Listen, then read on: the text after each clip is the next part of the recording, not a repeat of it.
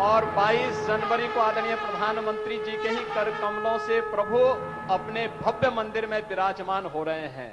जय श्री राम, जय जय श्री राम।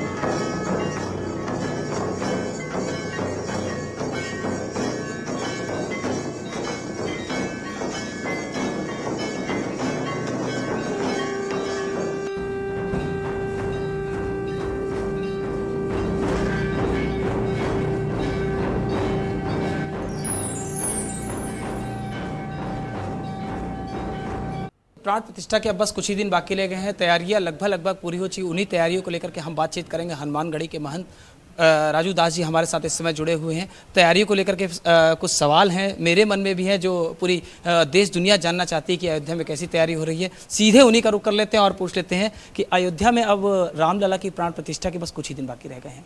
तैयारियाँ अपने चरम पे हैं, क्या खास और तैयारी की गई है? पहले तो मंगल कामना करते देश और दुनिया में रहने वाले सभी राम भक्त, सभी सनातनियों के लिए गर्व की बात है।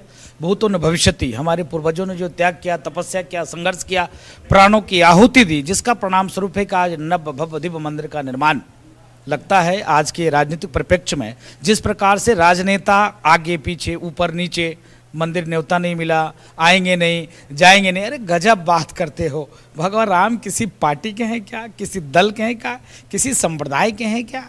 जिस प्रकार से राजनीतिक रोटी लोग सेक रहे हैं, दुर्भाग्य की बात है। रही तैयारी की बात, तो तैयारी आज से अयोध्या तैयार नहीं है। अयोध्या के तैयार होने में लाखों राम भक्तों ने खून पसीना एक किया, प्राणों की आहुति दिया, जिसका परिणाम स्वरूप है कि आज अयोध्या सज रही है, संवर रही है। अयोध्या उस विकास की ओर बढ़ रही है। टाट से ठाट तक मंदिर की को भगवान की जो मंदिर नव दिव्य भव्य बन रहा है। मुझको लगता है कि राजनीतिक गलियारों से निकलकर राजनीति जिस प्रकार से सिकंजा में भगवान राम को कस के लोगों ने रखा था, लेकिन लगता है कि अब वो सांस्कृतिक आज़ादी के वो दिन 22 जनवरी जिस प्रकार से हम लोगों ने जो त्याग किया है, जो परिश्रम सनातनियों का था, वो रंग ला रहा है। त्रेता युग में 14 वर्ष का वनवास और कलयुग में 500 से ज़्यादा वर्ष का वनवास, इसे कैसे देखते हैं? इसलिए क्योंकि जैसा खाओगे अन्न वैसा होगा मन, जैसे पियोगे पानी वैसे होगी वाणी। जब हम शुरू से कुंठित मानसिकता के व्यक्ति हैं, जिसके नाते इतने दिनों तक भगवान राम को भव्यता देने में लग गई। त्रेता में 14 वर्ष लगे थे, कलयुग में 500 वर्ष लगे हैं, तो ये मामूली बात नहीं है। इतने त्याग तपस्या के बाद ये संभव हो पाया। फ्री में थोड़े राम जन्मभूमि मिला है, और राम जन्मभूमि कोई सरकारी इवेंट नहीं है, और सरकारी पैसे से निर्माण भी नहीं हो रहा है। 1-1 रुपया का चंदा आप समझो, 1-1 रुपया का समर्पण निधि, उसके बाद मंदिर का निर्माण हो रहा है। नेताओं के मुंह पे तमाचा है जो अभी भी इसको बीजेपी का इवेंट करार दे रहे हैं। मुझको लगता है उनके अंदर सुधार लाना चाहिए, क्योंकि यस न हो हाल तुम्हारा, रहा न कुल कोई रोबन हारा, ये स्थिति उत्पन्न ना हो जाए। आपको स्वागत है अयोध्या में, ठीक है। आपको लगता है कि बीजेपी के द्वारा इवेंट है, संघ परिवार के द्वारा इवेंट है, तो मैं आपसे पूछना चाहता हूं, जब टोपी पहनकर टोपी पहनाने के लिए चले जाते हो तो ऐसा क्यों? मल्लिकार्जुन खड़गे जो कांग्रेस के राष्ट्रीय अध्यक्ष हैं, उन्होंने भी एक बयान दिया था विवादित, उसको किस नज़र से देखते हैं? चाहे मल्लिकार्जुन खड़गे हों, चाहे अधीर रंजन चौधरी हों, चाहे वो इटालियन महारानी हों, दुख इस बात की है भारत देश में हो। एक तरफ तो आप कहते हो देश सेकुलर है, एक तरफ आप ये कहते हो सर्वधर्म सद्भाव, एक तरफ ये कहते हो गंगा जमुनी तहजीब, ये आप ये कहते हो कि बीजेपी द्वेष फैला रही, हिंदू और मुसलमान कर रही है। हिंदू मुसलमान कौन कर रहा है भाई? राम मंदिर को लेकर आप जब नमाज पढ़ने जाया करते हो, आप जब अन्य मजहब के कार्यक्रम में जाया करते हो, तो सनातन से आपत्ति क्यों? मंदिर से आपत्ति क्यों? मंदिर की प्राण प्रतिष्ठा से आपत्ति क्यों? मंदिर भव्य दिव्य नव बन रहा है, इससे आपको तकलीफ क्यों? बाबर से इतना प्रेम क्यों? बाबरी से इतनी प्यार क्यों? आप इस प्रकार से क्यों बात करते हो? आपको तो बोलना चाहिए, ठीक है, कोई बात नहीं है। बीजेपी का इवेंट है तो आप चौखट से मत्था टेक के चले गए होते, दिक्कत क्या था? अगर आपको वाकई में आपका कोई ये मल्टी स्टोरी कंपनी बना कर रखे हो क्या, मल्टीपर्पज से, कि कितना % मुझको लाभ मिलेगा तो ये प्रोडक्ट को वहां लॉन्च करेंगे, आप ये कंपनी बना कर रखे हो क्या? आपका एक राजनीतिक दल है, वो भी राष्ट्रीय राजनीतिक दल है। आप 70 वर्षों तक हिंदुस्तान में राज किया, उसके बाद आपका भाव अभी भी इस प्रकार की मानसिकता की नहीं, संघ का, बीजेपी का, आरएसएस का, हिंदू का। अरे भाई, ये हिंदुस्तान है, राम जी सबके हैं। आप राम जी को भी किसी पार्टी में, किसी दल में, किसी संप्रदाय में बांध कर देख रहे हो तो मुझको लगता है शुद्ध रूप से अभी भी आपकी मानसिकता बाबर वाली है, औरंगजेब वाली है और रावण के खानदान वाली है।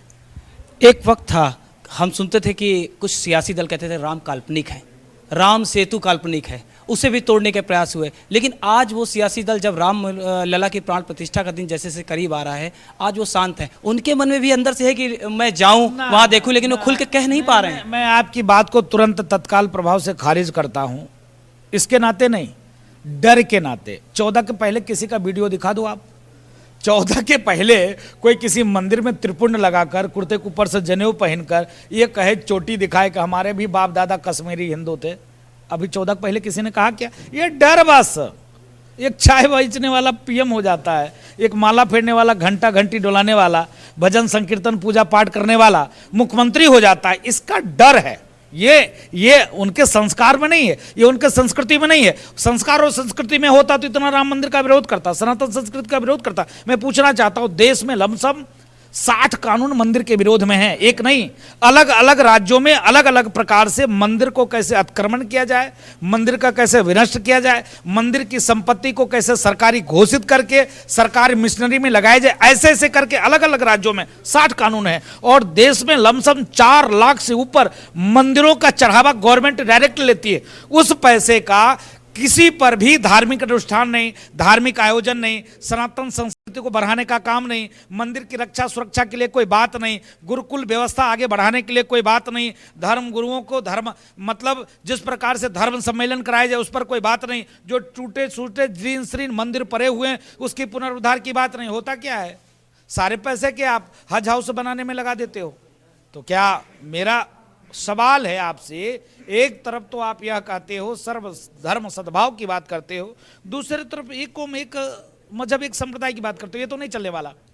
सनातन की जीत है, सत्य की जीत है। लेकिन अखिलेश यादव फिर भी कहते हैं कि राम जिसको बुलाएंगे वही जाएगा, निमंत्रण तो है या नहीं है ये तो अलग बात है। नहीं, वो सही कहते हैं, राम जिसको बुलाएंगे वही आएगा। सही कहा अखिलेश जी ने, चारा पुत्र ने भी सही कहा, सोनिया एंटोनो मैनो को बेटा ने भी सही कहा है, इटालियन महारानी ने भी सही कहा है, खरगे ने भी सही कहा है, राम जिसको बुलाएंगे वही आएगा। लेकिन निर्मल मन सो मोहि पावा, मोहि कपट छल छिद्र न भावा।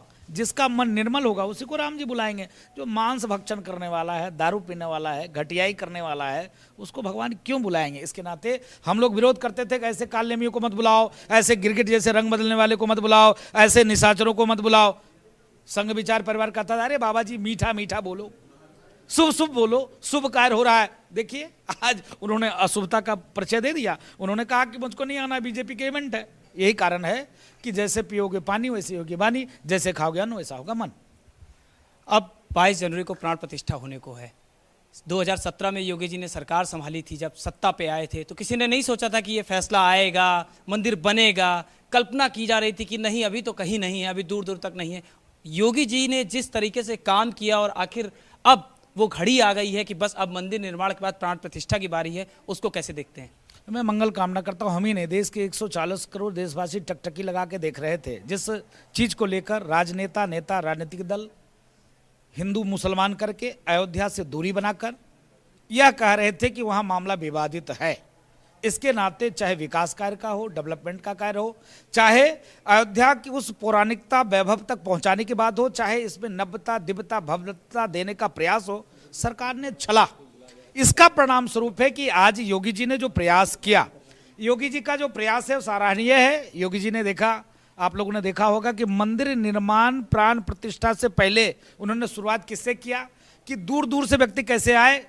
एयरपोर्ट मोदी जी को बुलाकर उद्घाटन कराया, रेलवे स्टेशन जो सामान्य व्यक्ति है पहुंच पाए, रेलवे स्टेशन का निर्माण कराया। इससे भी बढ़कर बस अड्डा, आप समझो जो टूरिस्ट ये हब है, सनातन संस्कृति का ये मतलब ये हब है, यहाँ पर हिंदू ही आते हैं, तो यहाँ आने की व्यवस्था कैसे ठीक की जाए, इस प्रयास को योगी जी ने किया बिना भेदभाव के। आभार व्यक्त करता हूँ पूज्य योगी आदित्यनाथ जी महाराज का, और कोट कोट धन्यवाद व्यक्त करता हूँ यशस्वी प्रधानमंत्री जी का। आपने देखा होगा वो भी दिन जहाँ पर आप खड़े हैं, ये अमावा मंदिर है, पूज्य आचार्य कुणाल किशोर जी ने कोर्ट में जाकर इतने एविडेंस उपलब्ध कराए, वेद पुराण शास्त्र, और यहां तक पूज्य आचार्य कुणाल किशोर जी ने इंग्लैंड का नक्शा उपलब्ध कराया।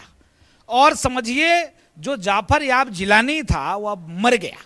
वो जिलानी ने तत्काल उस कागज को फाड़ दिया, क्योंकि अरे इतना पुराना 1700 कुछ ईस्वी का राम जन्मभूमि का नक्शा आचार्य कुणाल किशोर जी ने वहां उपलब्ध कराया। तो विषय यह है कि सभी राम भक्तों की देन है कि आज मंदिर का निर्माण हो रहा है। नहीं तो इन राजनेताओं को तो पास देखो ना, उन्होंने कहा दिया बीजेपी की इवेंट है, नमस्ते मैं नहीं जाऊंगा। ये कभी नहीं कहा कि मुल्ला जो है मुल्लों का कार्यक्रम में कभी टोपी लगा के जाने से नहीं मना किया। लेकिन सनातन परंपरा, सनातन संस्कृति की व्यवस्था आज अयोध्या इस प्रकार से डेवलप हो रहा है, अभी भी इनकी बाबरी प्रेम नहीं जा रही। ये सनातन की जीत है, संतों के त्याग की जीत है, कार सेवकों की वो जीत है जो इतना बलिदान दिया गया, इतने वक्त तक इंतजार किया गया। अब उन कार सेवकों के परिवारों के लिए भी कोई संदेश नहीं, 140 करोड़ देशवासियों की जीत है। 140 करोड़ देशवासी, 140 करोड़ देशवासी में हिंदू भी आते हैं, मुसलमान भी आते हैं, सिख भी आते हैं, ईसाई भी आते हैं, तमाम मतांतर के मानने वाले लोग आते हैं कहीं न कहीं से, चाहे वो इस्लाम के मानने वाले हों, चाहे वो ईसाई के मानने वाले हों। 4 पीढ़ी, 5 पीढ़ी, 6 पीढ़ी, 10 पीढ़ी पहले एन केन प्रकारेण उनके पूर्वज हिंदू ही रहे हैं। इसके नाते यह जीत 140 करोड़ देशवासी का है।